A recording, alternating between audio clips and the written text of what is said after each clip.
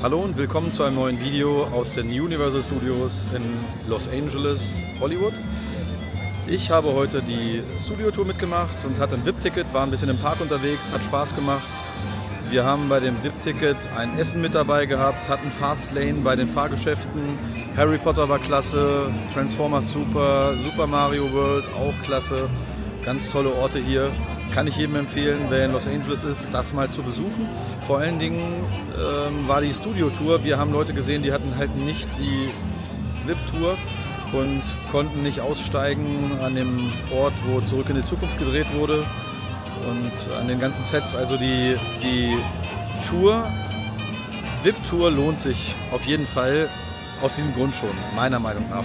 Auch wenn es wirklich viel Geld ist. Das Mittagessen war klasse.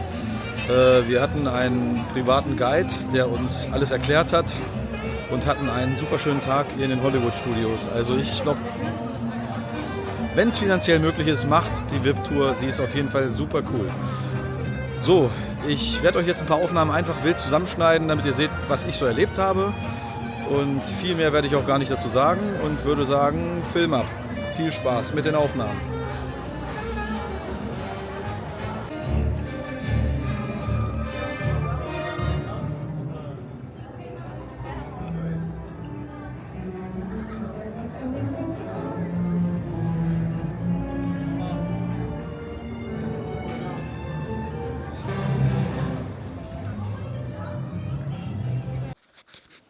Ja, hier ist Krusty Land und viele weitere Attraktionen. Ich habe das Ganze mal nachvertont, weil wir uns auch privat unterhalten haben. Ich war ja nicht alleine dort und ich wollte nicht, dass diese Konversation da in dem Video jetzt ist, wollte euch aber trotzdem so ein bisschen zeigen, wie es da aussieht. Hier haben wir gerade die neue Achterbahn von Fast and Furious. Die ist da gerade im Bau, als wir da waren. Die konnten wir nicht sehen. Was auch sehr schade war, dass Jurassic Park geschlossen war, die Attraktion.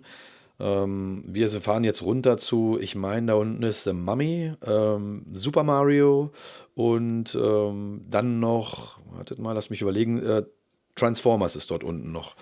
Was aber auch ganz interessant war, beziehungsweise jetzt nicht im positiven Sinne interessant, seht ihr in den Aufnahmen gleich im Hintergrund eine Wolke auf den Bergen direkt. Und da hat es tatsächlich unkontrolliert gebrannt, als wir dort waren. Und das war eigentlich so ein bisschen was, da sieht man es im Hintergrund. Das war was so ein bisschen, naja, natürlich auf die Stimmung gedrückt hat, weil man sich da schon Sorgen gemacht hat. Ist ja auch so viel in Santa Monica abgebrannt und so. Und da im Hintergrund könnt ihr gut die Wolke sehen, die da direkt geradeaus ist, ja. Und das war halt nicht so schön. Hier unten seht ihr die Studios zum Teil und da unten ist The Mummy, also die Attraktion The Mummy heißt die.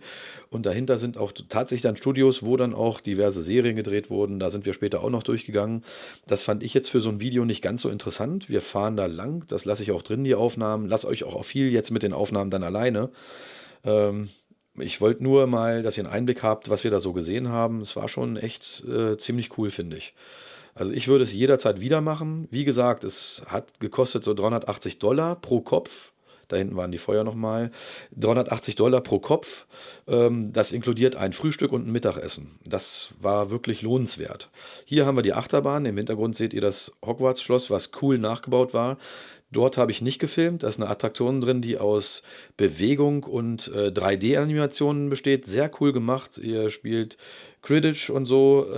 Echt wirklich nice gemacht. Kann man machen. Die Achterbahn hier, die sieht echt harmlos aus, aber die hat es wirklich völlig in sich gehabt. Die war schon ziemlich, ja, beeindruckend. Also G-Kräfte haben da gut gewirkt und hat Spaß gemacht.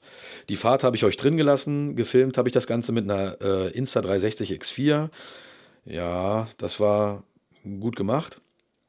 Alter, das war schon cool. Und hier seht ihr jetzt den Platz, wo Zurück in die Zukunft gedreht wurde. Die Sets, wurde uns erzählt, werden immer sehr verändert. Das heißt also, die Fassaden sahen damals anders aus von allen Gebäuden, die ihr ringsrum seht. Das Grundgerüst schon das gleiche.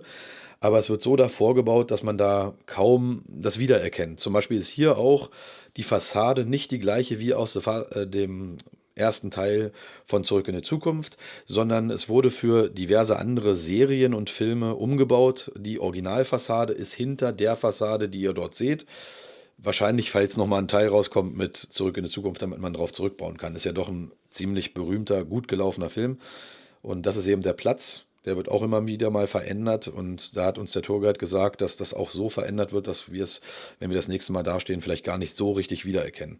Was ich finde, die Bäume sind sehr groß geworden. In den Filmen von damals sind die Bäume ziemlich klein gewesen. Da konnte man mehr von dem Gebäude sehen. Das ist das, was ich finde. Ja, hier entsteht mein Short. Ne? Ich habe einen Short hochgeladen, den könnt ihr euch auch anschauen. Der entsteht hier live. Fand ich ganz cool, dass man das sogar sieht in den Aufnahmen. Was ich eigentlich nicht so gut finde, ist, dass ihr den Stitching-Punkt, das heißt da, wo die eine Kamera auf die andere trifft, als kleine Unschärfe, als Strich im Bild seht. Seht ihr hier ganz gut gerade. Das gefällt mir übrigens an der Insta360 X4 nicht. Das müssten sie noch in den Griff kriegen, weil wenn man jetzt so, ich habe ja das gekeyframed, so dass ihr das seht, was ich möchte, was ihr seht, ne? Also das Keyframes gesetzt. Und da finde ich, dadurch gehe ich natürlich auch in den Bereich, wo der Stitching Point ist. Und das finde ich nicht so schön, dass man den halt so sieht. Hier seht ihr, wie gesagt, wir gehen die Treppen hoch. Das ist aus Holz und so eine Art Holz- und Klebergemisch, finde ich. Und hier lässt der Tourguide uns mal reinschauen. Hier seht ihr die originale Tür und links und rechts die originalen Säulen und da drin ist eben die originale Fassade. Da ist Michael J. Fox gewesen und Doc Brown hat versucht, Michael J. Fox zurück in die Zukunft zu bringen. Und das ist schon cool, da an dem originalen Drehort zu sein. Da ist das passiert. Das war schon krass, weil das ist ja doch aus meiner Kindheit so wirklich was man gerne geguckt hat. Ja, mein Englisch ist echt manchmal lustig. Er hat uns gucken lassen und ich habe gesagt, thank you that you let us look. Ich glaube, das ist nicht ganz grammatikalisch okay, aber fand ich halt witzig.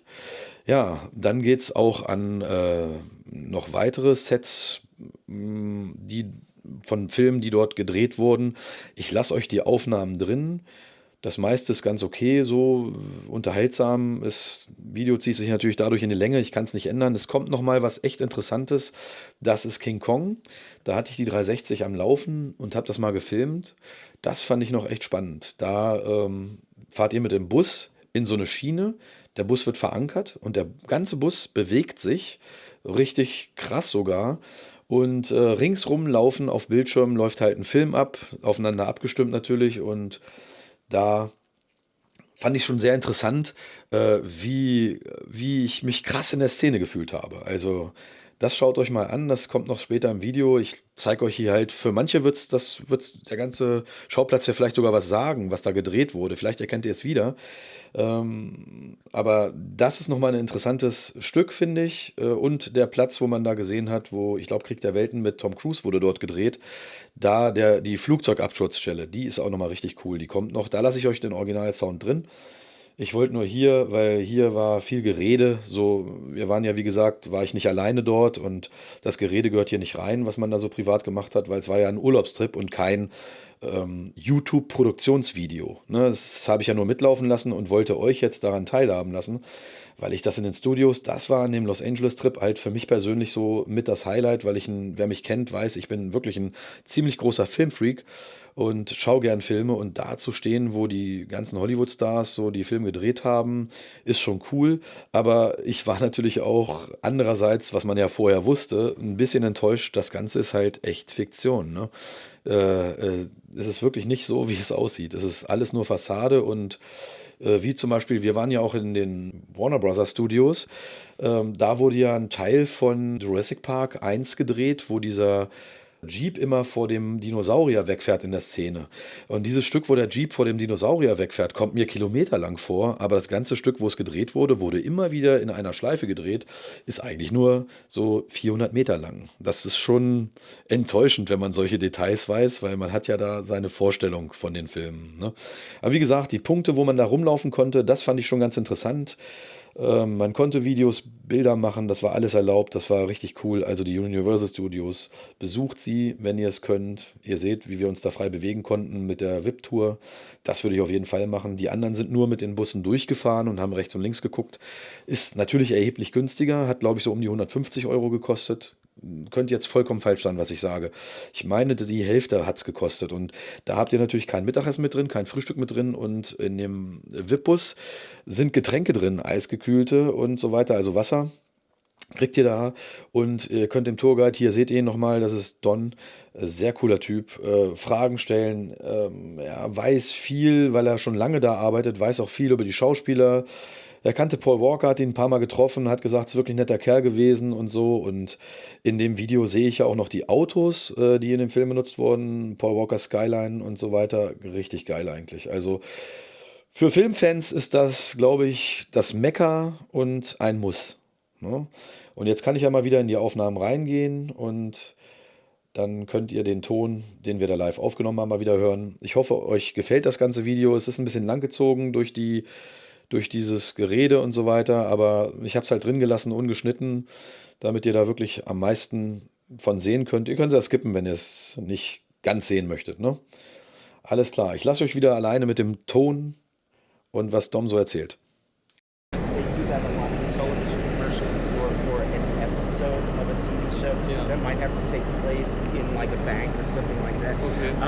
And it doesn't take them very long. I've seen them decorate in 1 or 2 days, come in here and film and then go. No, this is the repairing it. Thank you. 3D glasses for you. Huh? Okay. Thank you.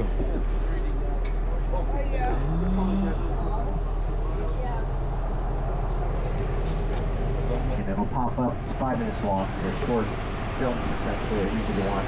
They give you great, you can see it come to light. Great sequence. Then you got us as Corey, definitely over there to your left. Staircase right after the line. On your right, this glass structure from Britney Spears' video, I Wanna Go. Have you guys seen this one? Britney comes out of the glass building. Paparazzi swarms her. She gets upset. They're crowding her space. So she fights back. She gets out her microphone and uses it as a weapon. She swings it around like a dancey, starts hitting all the paparazzi with the microphone. It hits them in the face. And their faces all fall off and it's revealed they're a robot. This could be a music video by 9 Inch Nails, but it's not. Britney Spears.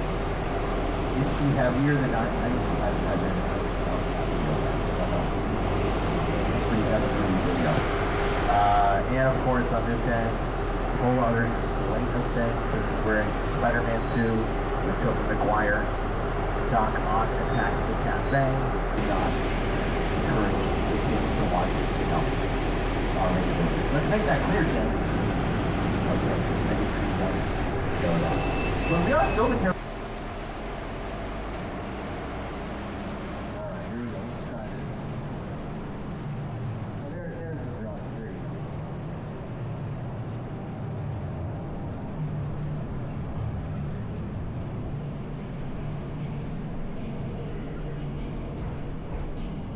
Please, everybody, remain seated and put on your 3D glasses. We are exiting a long tunnel right now.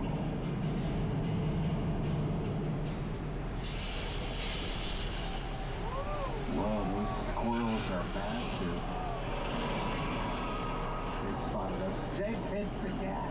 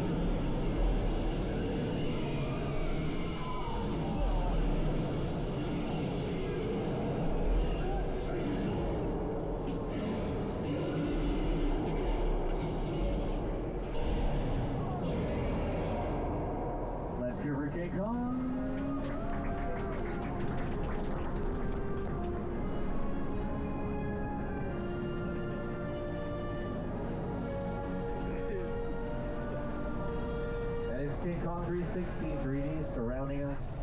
So we're going to put big filters over the entire set. They'll diffuse the sunlight. Then we're going to bring in the thunder. It's pre-recorded. Play it back. The lightning will come from big strobe lights. And then what about the rain? Well, if you look above the set, you'll see sprinklers. We're going to turn on the water. The sprinkler heads are pointed upward, so the water shoots up first and then it falls down like natural rain. In order for the camera to be able to see those raindrops, however, we would have to employ what we call backlighting. We would have to put lights behind the sprinklers, then the light would bounce off of the raindrops and the camera would be able to see it. Here in Southern California and here in Old Mexico, we don't get a whole lot of rain. So when we do get rain, we're going to get a little bit of runoff. And if you look up the hill, yes, we are getting some runoff in the form of a flash flood.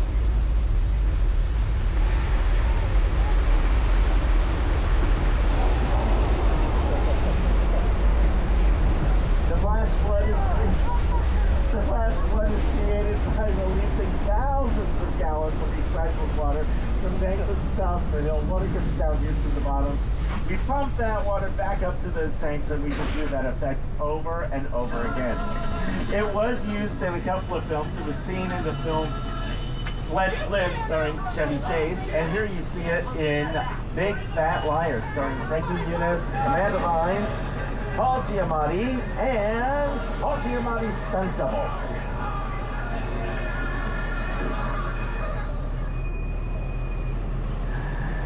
And now we're leaving Old Mexico. We're heading north. We're going into the American Old West. If you look over here off to the right, you can see a livery stable. This livery stable is very, very old, and it is a real stable. If you were to go in there, you would see stalls where we can board horses when they're working here on the lot. That stable was seen in a movie called My Little Chickadee, which starred Mae West and W.C. Fields. This area is quite old, everybody. This is where we did a lot of our old television shows like Wagon Train, The Virginian, Tales of Wells Fargo, Pistols and Petticoats. This whole area was seen more recently in a film a few years back called Once Upon a Time in Hollywood, which starred Leonardo DiCaprio and Brad Pitt. In that film, you saw this set being used as a set for a television series, but it was seen in a little over 40 minutes of that movie.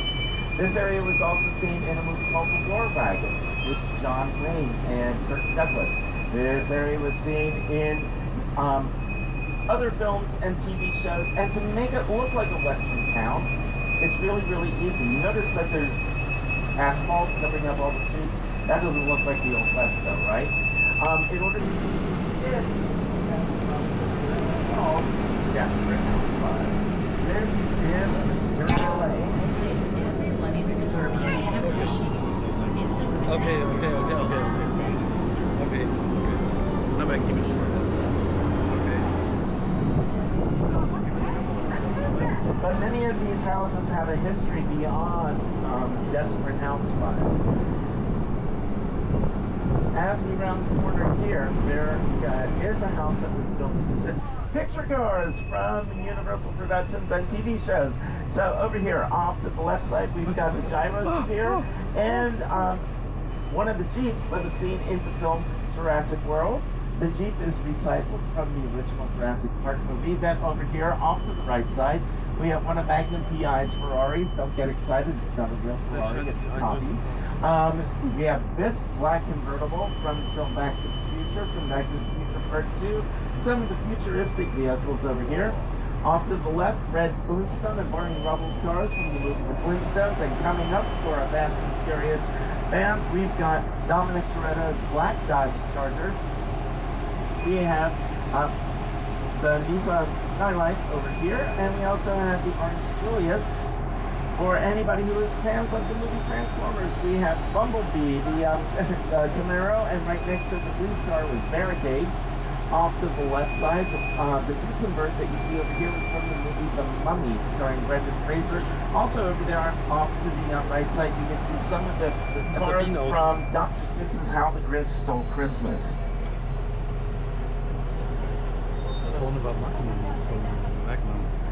And now get this, you'll see another film icon. That is the original Psycho house from the 1960 classic thriller Psycho.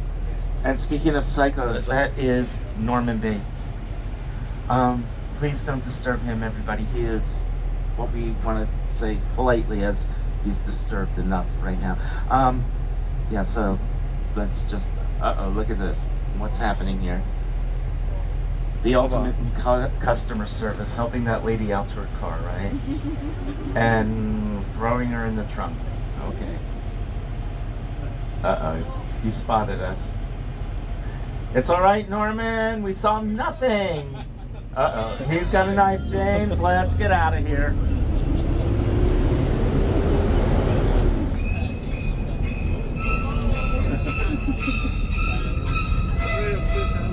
And as we approach the Psycho house, if you take a look in the second-story windows, you might see Norman's mother is still up there, rocking in her chair. The Psycho house is what we call a shell. 4 walls and a roof. It has absolutely no interior.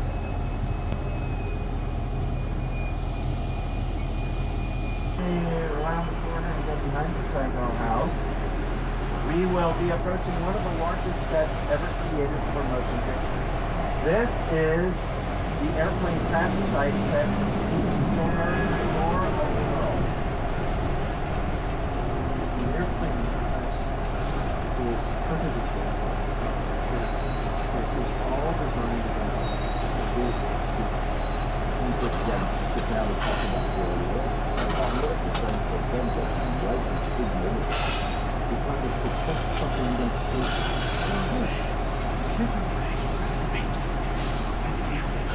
Close your eyes, okay? Still closed.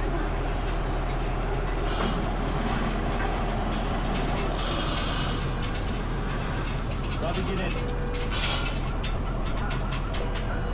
Get in. And one of the most frequently asked questions here on the studio tour is whether or not this is a real airplane. At one point in time, this was a real 747 Series 200 aircraft. It was no longer in use. It was found in the graveyard of airplanes in the Mojave Desert called the Boneyard. It was purchased by Paramount Pictures for about $60,000. That's all it really was, is scrap metal. But then it had to be divided into 4 sections, placed on flatbed trucks, and brought up here to the Universal lot.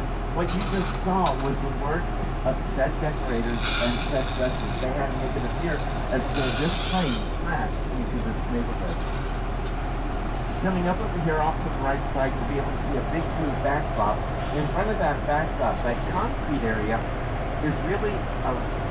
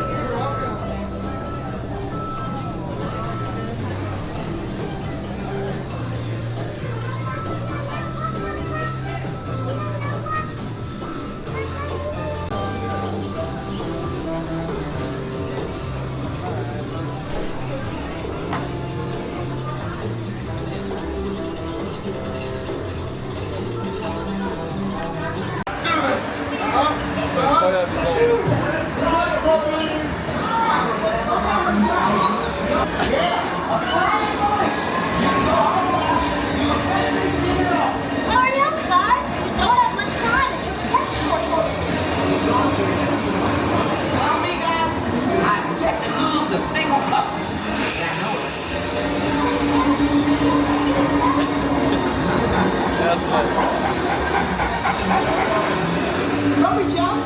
Some of us get boxes. Some of us get super cool high-tech drones.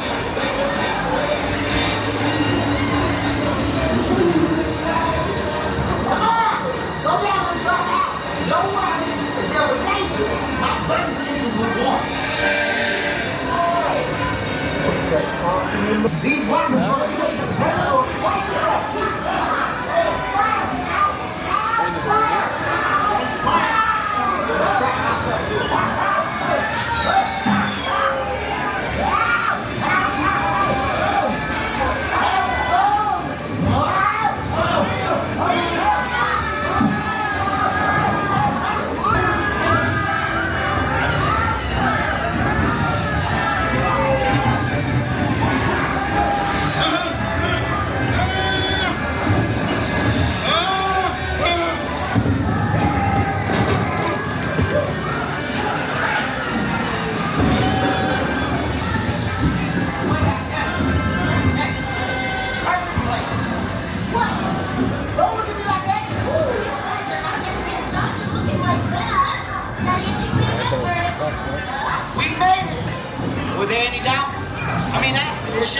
This plan was crazy.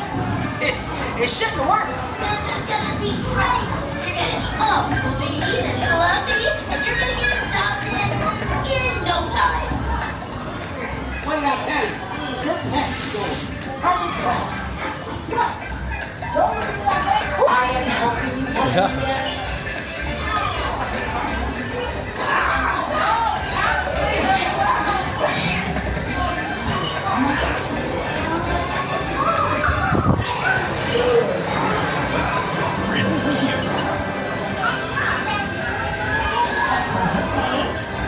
Can we take one home? You're so cute.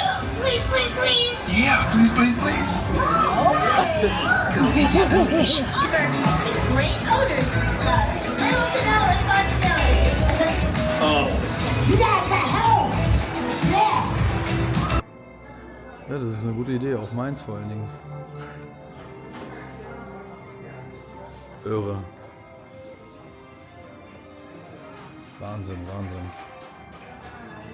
Very nice pics.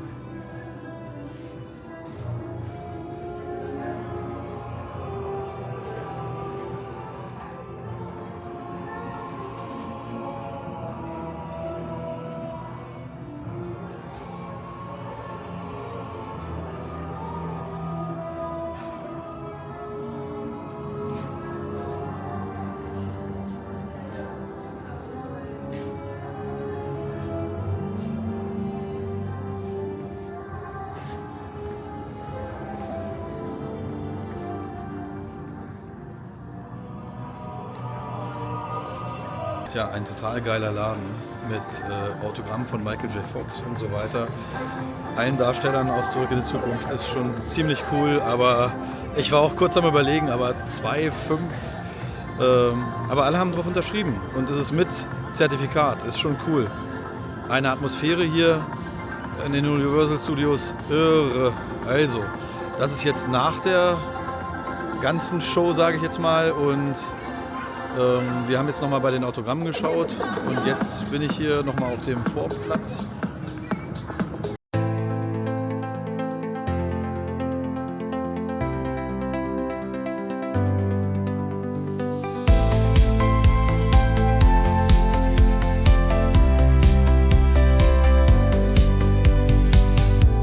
Die Lichter glänzen wie ein Traum.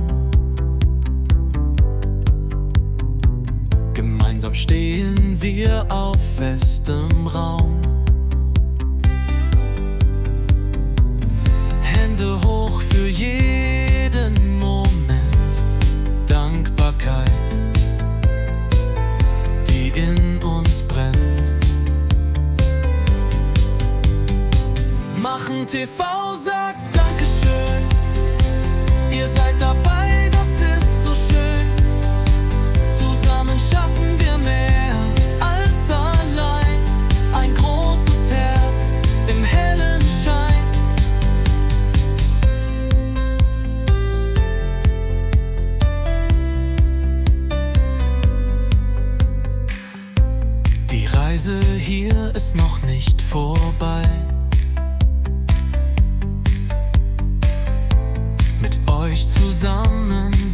wir frei.